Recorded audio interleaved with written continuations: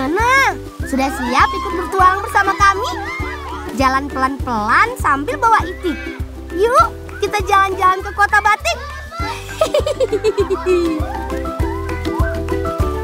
Perkenalkan, kami si Bolang dari Desa Sinangoh, Prendeng, Kecamatan Kajen, Pekalongan, Jawa Tengah. Oh ya, kalau teman di rumah takut ketinggian, jangan coba-coba menirunya ya, berbahaya. Kalau kami sih karena sudah terbiasa dan tentunya bisa berenang. Ayo, lompat lagi. Yeehaw!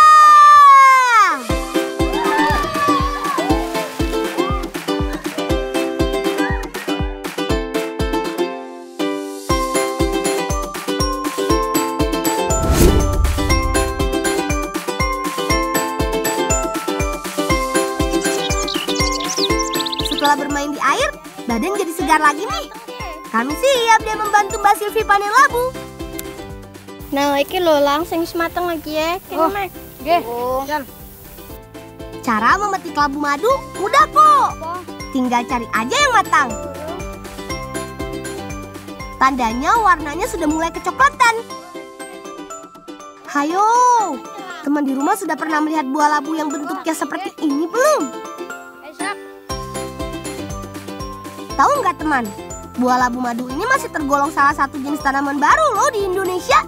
Labu madu berasal dari negeri Paman Sam alias Amerika Serikat. Untuk rasa sih dijamin lebih manis dibandingkan dengan labu lokal. Perawatannya tergolong mudah loh. Kata Pade, harus sering-sering disiram air. Lang, kan lang. Gede lang, matang. Oh iya gede. Cepat. Orangnya cuk lang. Oh ya wis, sungguh-sungguhan ayo. Cepat ki. Ya wis. Kena.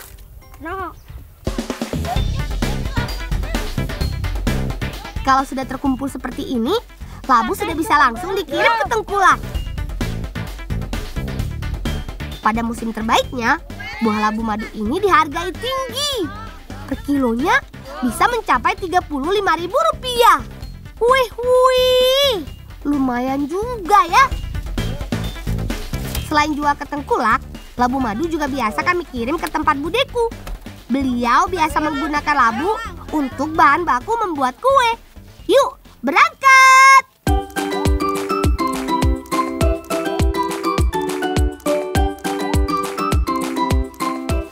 Nah, ini dia dapur pembuatan kue apem kesesi milik budeku.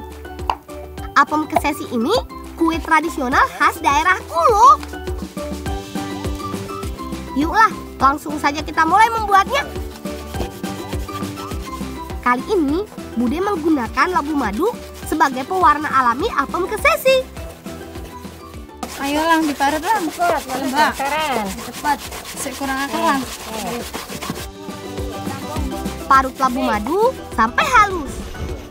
Kemudian campur dengan air. Tinggal peras deh. Ayo Kak Afi, tambah lagi dong semangatnya. Selain pewarna alami, labu madu juga bisa digunakan sebagai perasa alami. Jadi, gak perlu menggunakan gula ya. Bahan dan cara membuat kue apem kesesi sangatlah sederhana. Setelah beras yang direndam 2 malam dicuci, kemudian beras digiling halus menjadi tepung.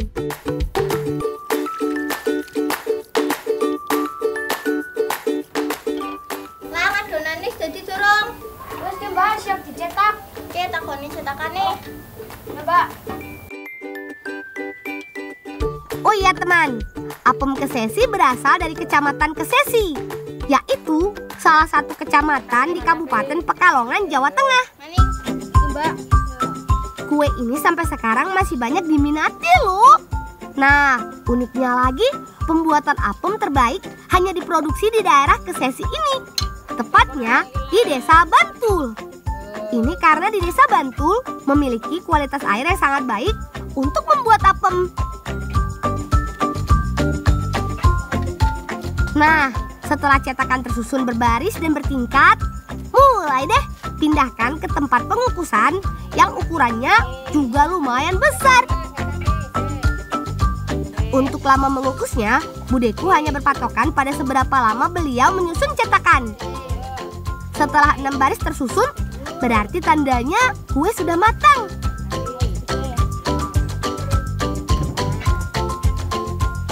Coba yuk kita angkat, teman.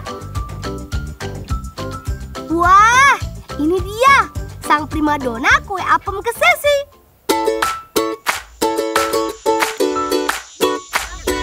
Asik, waktunya menikmati.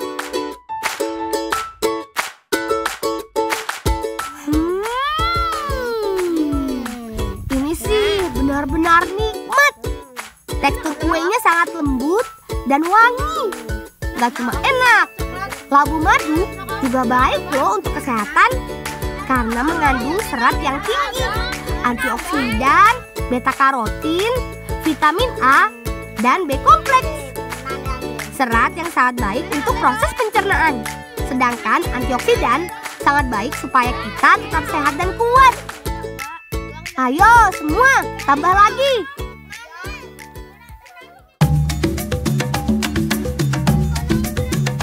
Mantap betul, perut sudah kenyang. Sekarang kita lanjut bertualang yuk. Perasaanku enak, Lang. Enak kan, Lang?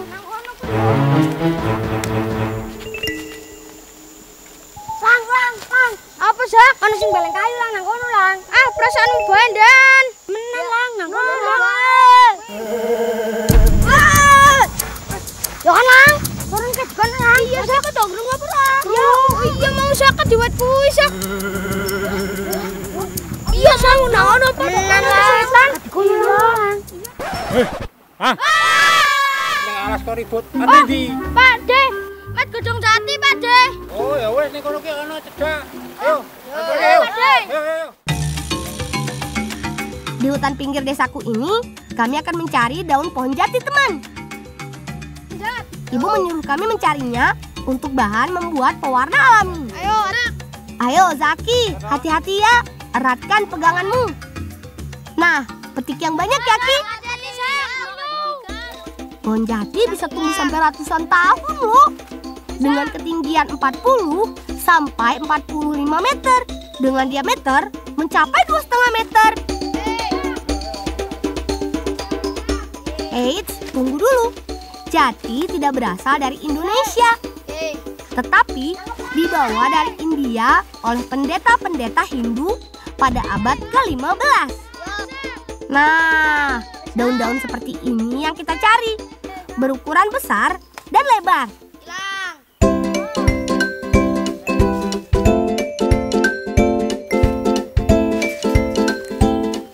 Sekarang kita bantu Kak Afi dan Kak Silvi di dapur yuk. Kami akan membatik, tapi yang dibatik bukan kain, melainkan kue. Penasaran? Ayo, cus! Langsung saja kita buat. Ya, Sam.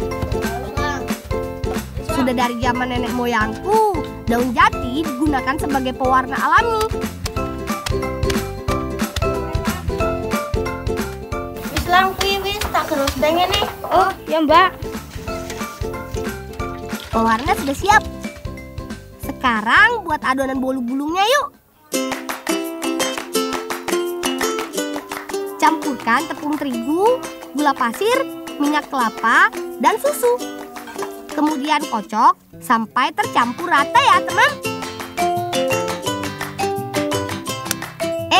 Jangan lupa campurkan juga kuning telurnya. Giliran Kak Afi akan membuat adonan untuk membatiknya, teman. Kocok putih telur, kemudian campur dengan gula. Le mau diloyangin, Le. Wes dong.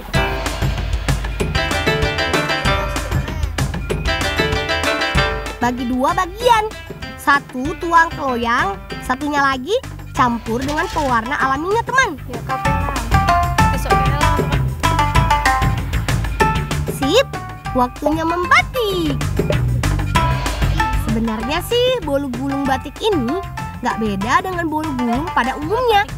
Bahan-bahan hingga cara pembuatannya nyaris sama. Hanya saja akan sedikit rumit pada saat proses pembatikannya. Bu, tanya cek, Bu. Wah, mantap bin mantul. Dok, ini nang dikukus, Dok, ben mateng, Dok. Iya, Bu.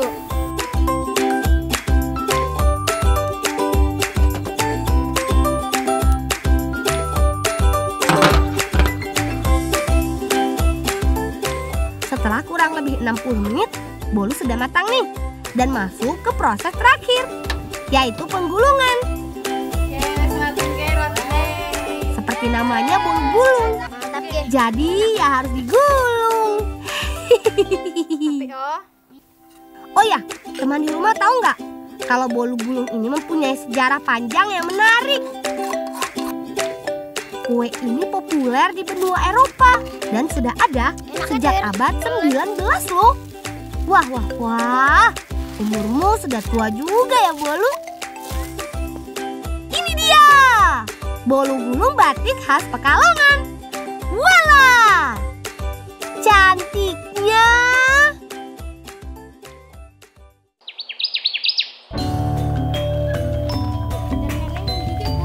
Bu Denur pasti senang sekali kami bawakan kue bolu batik khas Pekalongan ini. Bude, darse, Bude. Ya apa, Lang? Bolu batik, Bude niki. Ayo, Nur. Ayo, Nur. Ayo. Mari makan teman-teman semua. Walah, walah. Ini si entul alias enak betul. Kuenya sangat lembut dengan perpaduan rasa manis yang pas. Ayo, jangan malu-malu. Tambah lagi boleh kok.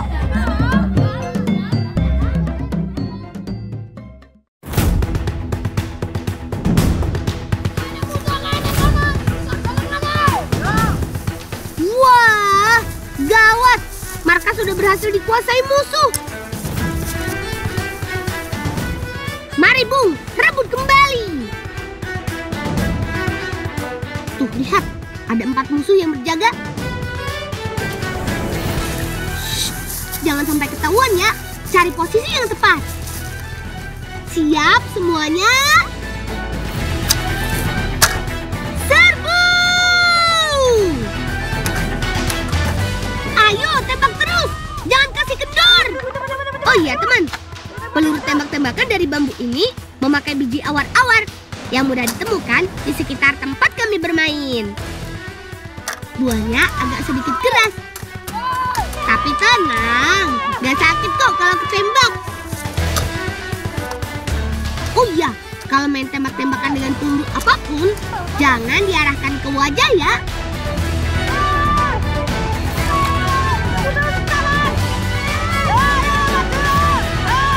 Tembak!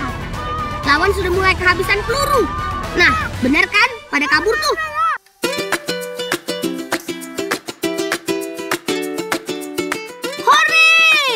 Kita bisa menguasai markas kita lagi. Bola.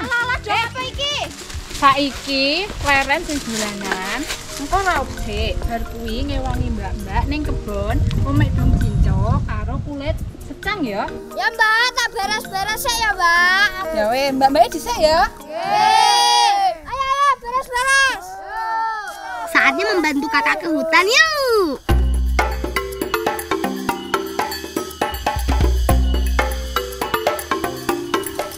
Wah, sepertinya paman sudah sampai duluan.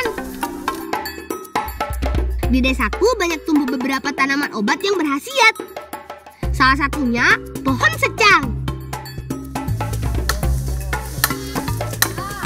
Nanti wae to kowe mau Lang, tak jak opek secang lek malah. Tak jak opek secang le. Ayo ewangi opek Pak Lek. Iki jek akeh iki. Pohon secang memiliki banyak duri di batangnya. Jadi sebelum ditebang, harus hilangkan dahulu durinya. Batang secang bisa dimanfaatkan mulai dari akar, batang, sampai daunnya. Sebagai pewarna makanan, minuman penyegar, dan jamu. Banyak toh.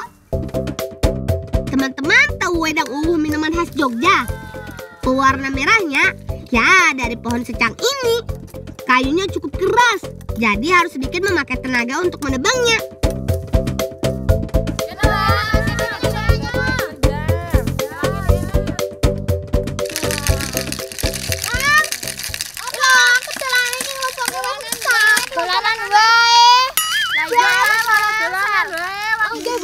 Buah secang memiliki cangkang dan biji yang keras. Jadi kalau digoyang-goyang ada suara nih. Nah, Rangga dan Fawaz sudah datang.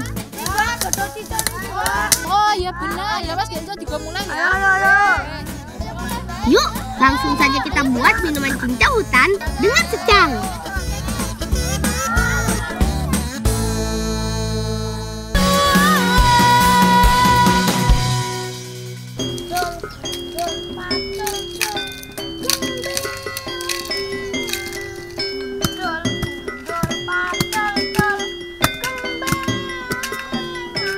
Salah dan dibain kok sak bandune gosong. Banyak gosong. Banyak ira sok gosong ya enggak? Teman, sebelum diolah, batang secang perlu dikerok sampai kulit terluarnya bersih. Sedangkan bagian kayu kerasnya diraut tipis-tipis agar sarinya mudah larut ketika batangnya direbus. Selain mau dibuat jadi es cincau, kami juga akan membuatkan Paman minuman obat agar sakitnya cepat sembuh. Tahan sebentar ya, Paman. Cincau hutan, daunnya agak lebar. Dan setelah menjadi cincau, teksturnya jadi agak sedikit berserat. Nah, untuk penyegar, kami memakai isi dari tanaman lidah buaya, nanas, dan buah naga. Untuk membuat cincau, getah dan serat daun harus diremas-remas memakai air hangat. Semakin halus daunnya, semakin cepat juga cincau menggumpalnya. Saring perasan cincau, lalu diamkan dalam wadah di suhu ruangan sampai menggumpal.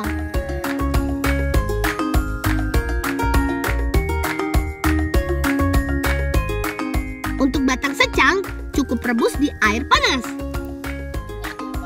Nah, baru dimasukkan saja, airnya langsung berwarna merah.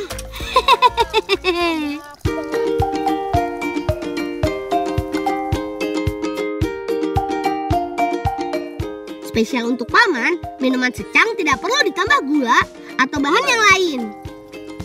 Semoga lekas sembuh ya, Paman. Tambahkan gula di rebusan secang yang tersisa, karena akan kita pakai untuk pemanis cincaunya. Siapkan es batu dan tambahkan isian lainnya.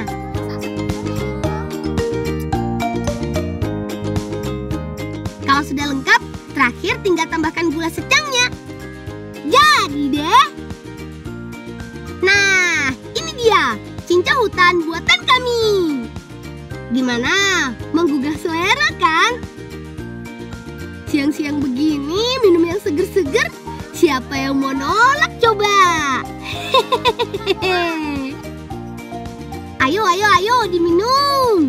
Walau segelas, minuman seenak ini menyehatkan loh.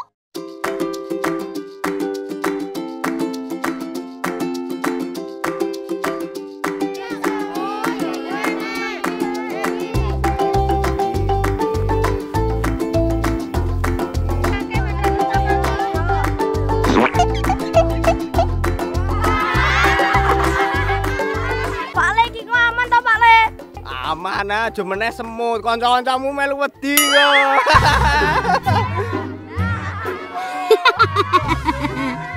Rangga, nggak perlu sebanyak itu juga memakainya. Tepung berfungsi agar semut tidak menggigit kulit, karena kulit yang terkena tepung susah untuk dipanjat semut.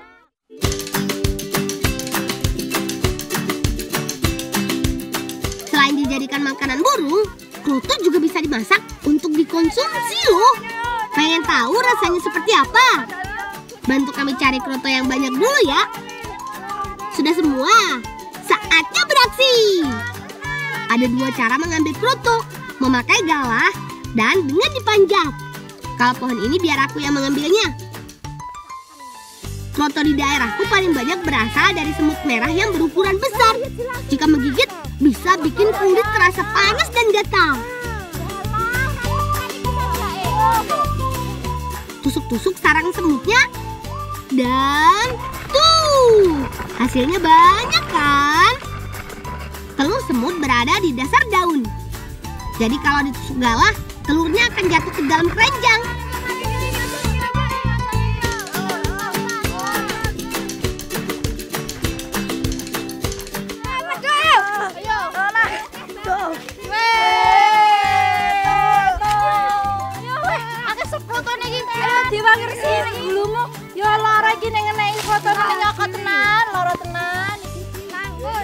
Nah, sudah banyak kroto buruan kita hari ini. Yuk, langsung saja kita masak. Siang ini, kami akan memasak pepes kroto kesukaan kami. Tapi memasak pepesnya tidak memakai panci atau kuali, tetapi memakai batu yang dipanaskan. Ada 2 bagian batu yang dipanaskan. Bagian bawah untuk alasnya dan bagian atas untuk tutupnya. Kroto dipanaskan di atas batu agar tidak ada semut yang masih hidup. Sambil menunggu batunya panas, kita siapkan bumbunya dulu yuk. Bumbunya sederhana saja. Cukup bawang merah, bawang putih, cabai, dan garam. Untuk tambahan, pakai parutan kelapa. Kalau semua bumbu sudah siap, tinggal campurkan saja semua. Aduk sampai bumbu meresap ke semua bagian kroto. Lalu bungkus deh. Susun semua bungkusan di atas batu. Lalu pindahkan batu yang satunya untuk jadi tutupnya. Hati-hati ya memindahkan batunya, karena panas sekali.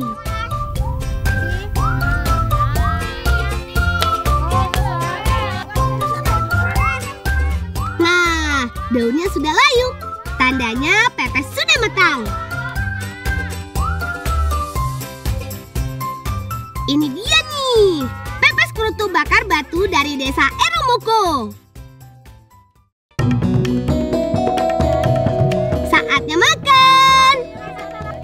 Kroto memiliki banyak kandungan lemak hewani dan memiliki protein yang tinggi. Jadi untuk teman-teman yang punya alergi, tidak disarankan memakan kroto atau hewan-hewan yang memiliki protein tinggi.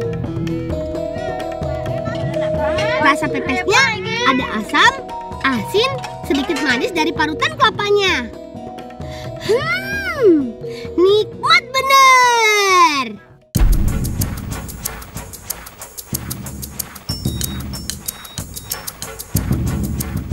Satu, 2, 3.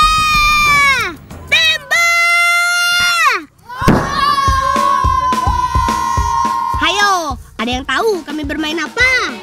Iya, betul. Kami sedang bermain meriam bambu. Ayo, serang terus. Jangan sampai tertembak ya. Meriam bambu yang kami mainkan memakai peluru jerami yang diberi tepung. Jadi nggak akan sakit kalau terkena musuh. Oh iya teman, meriam bambu memakai bahan bakar minyak tanah yang dipanaskan. Kalau minyaknya belum panas, meriam tidak dapat berbunyi kencang. Ketika terpicu oleh api, uap panas yang tersimpan di dalam bambu akan menghasilkan ledakan. Baru deh peluru dapat terlontar keluar.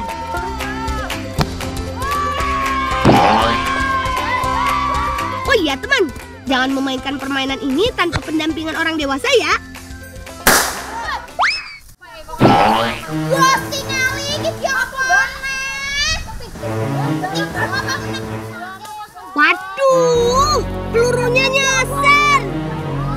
Mbak, nanti peluru jamin, Mbak. Wah, lagi nggo namu toh. Mbak, lagi open nanas toh? Iya, iki lagi open nanas lah, ngewangi omek ya. Nah, untung gak jadi marah. Yuk langsung saja bantu kakak. Di hutan dekat desa kami ada banyak nanas hutan. Dinamakan nanas hutan karena tumbuh liar di hutan alias tidak ada yang menanam. Bedanya dengan nanas yang ditanam warga adalah dari susunan pohonnya yang tidak teratur. Matangnya pun lebih lama dari nanas budidaya karena benar-benar alami, tanpa pupuk dan obat-obatan. Dalam setahun biasanya baru bisa dipanen. Nanas hutan biasa berwarna merah, berubah menjadi warna kuning ketika sudah matang.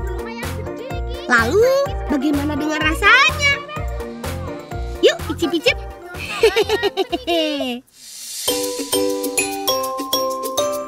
Ya, Mbak, tanya kan kamu kan nih. Ya, janji kok teh, ya.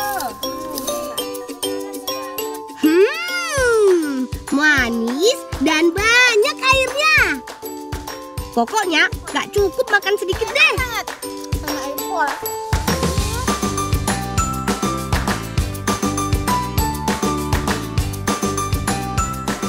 Nanas sudah ada. Entok juga sudah dibersihkan. Bumbu pun lengkap.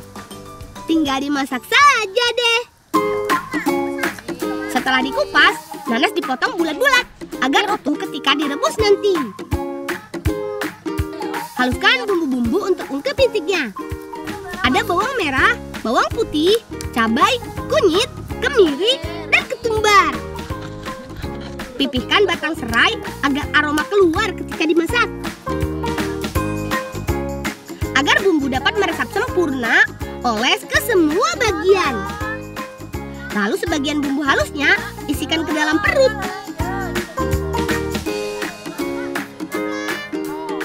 Sambil direbus, tambahkan juga bumbu-bumbu di air rendamannya.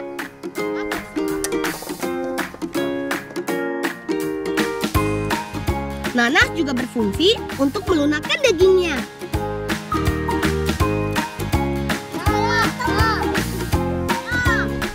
Lang, endangan aku wis asat apa urung? Nek wis gak diangkat bae. Wah, ini seasat nih, Mak. Kalau air rendaman sudah mulai berkurang, berarti sudah bisa diangkat. Agar lebih nikmat, entok harus dipanggang. Oh, Bapak. Panggang deh sambil diputar dan oleskan bumbu lagi biar tambah maknyus. Sedikit tips nih teman, jika memanggang daging jangan terlalu dekat dengan bara api. Beri jarak yang cukup agar panas merata sampai ke bagian dalam daging. Nah, ini dia entok panggang nanas dari Pasekan.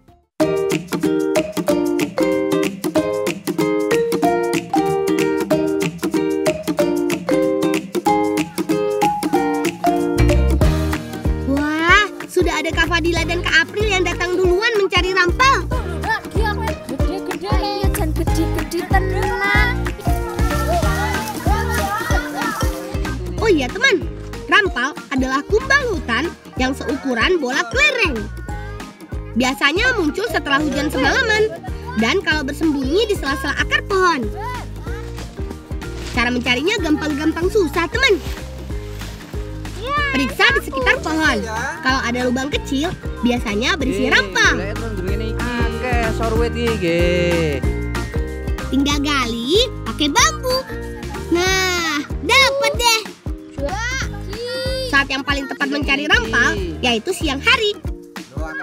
Soalnya kalau malam hari rampal terbang untuk berpindah tempat dan berkembang biak. Tapi kalau musim kemarau sangat susah mencari kumbang ini.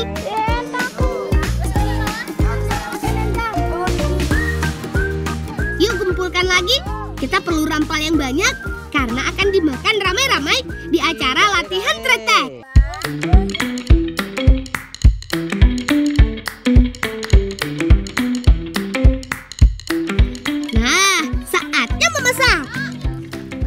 Kali ini kami akan membuat peyek rampal raksasa warna-warni.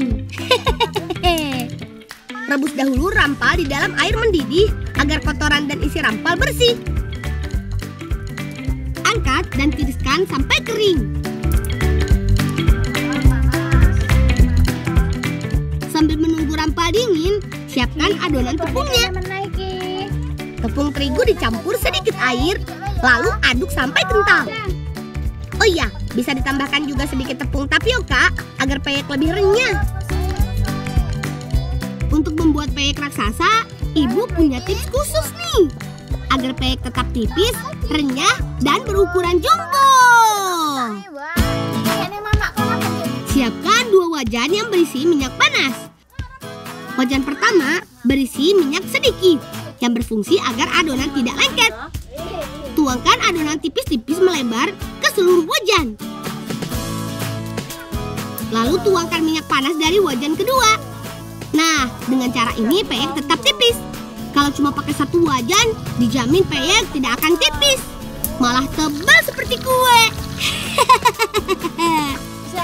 Masak sampai kering dan rampal berwarna coklat kehitaman. Nah, seperti ini jadinya. Coba, peyek sebesar ini bisa habis dimakan sendirian nggak ya? Walang gila peyek gede kayak siratu loh lang. Enak ini.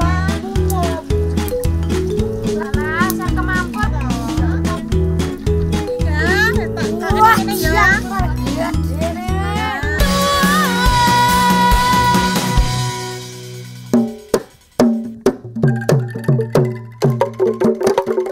Nah, ini dia yang ditunggu-tunggu. Bermain tretek.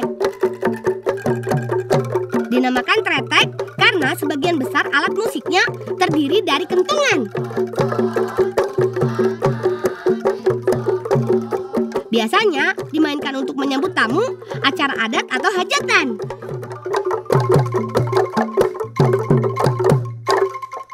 Wes, leren dhisik, madang dhisik. Wah, cocok. Capek latihan, dilanjut dengan makan-makan. Nikmat yang tak tertandingi. Apalagi menunya lengkap. Ada entok panggang dan peyek rampal raksasa. Ditambah lagi, makannya rame-rame. Pas banget deh.